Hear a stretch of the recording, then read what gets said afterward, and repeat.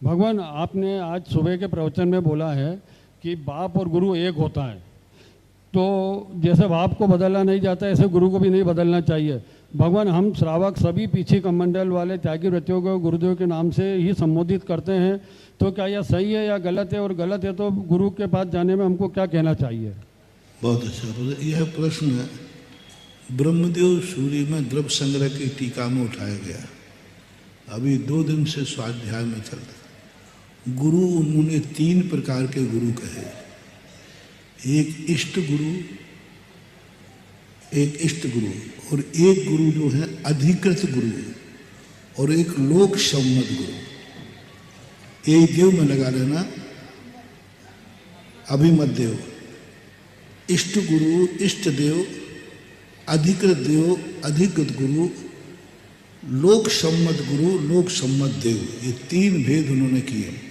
आपका गुरु का प्रश्न है, तो लोक सम्मत गुरु जिन्हें सारे जगत गुरु मानता है, सारा 3 लोग जिनको साधु कहता है, नमो लोए सब, नमो आईरियाणम, नमो वज्झा, ये 3 हैं। ये तीनों अपने जैन समाज में मान्य है कि नहीं? मान्य है। अपन नमोकार मंत्री पढ़ते हैं, तो ये तीनों गुरु सारे जगत के गुरु हैं। इनको तो गुरु मानना ही है। क्या कहा? इनको तो गुरु। अब दूसरा अधिकृत गुरु।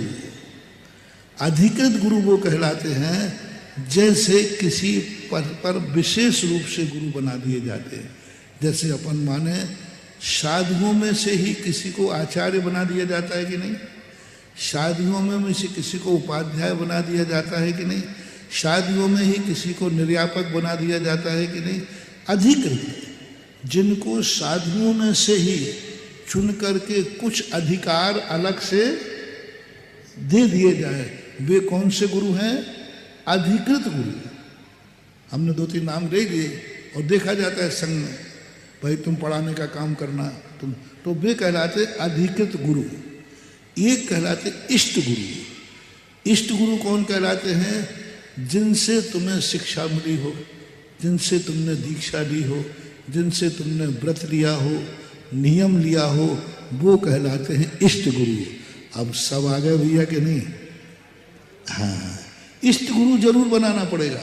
जैसे मान लो हमें ले लीजिए, यदि हम सभी साधुओं को गुरु मानेंगे तो हमें प्रायश्चित कौन देगा?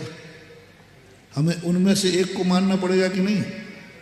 इष्ट गुरु, जिससे हम अपना आज्ञा ले सकें, हम प्रायश्चित दे सकें। तो दीक्षा दाय का गुरु। इष्ट गुरु कौन होता है? जो दीक्षा देता है। वो कौन सा गुरु है? इष्ट गुरु। हमें आज्ञा किससे लेना पड़ेगी? आज्ञा किसकी मानना पड़ेगी? प्रायश्चित किससे लेना पड़ेगा? सबसे ले सकते हैं क्या? व्यवस्था ही नहीं बनेगी। तो ये 3 भेद करके आप किस दृष्टि से गुरु पूछ रहे हैं? लोक सम्मत गुरु हैं तो पीछे कमंड वाले तुमको लाखों प्रणाम।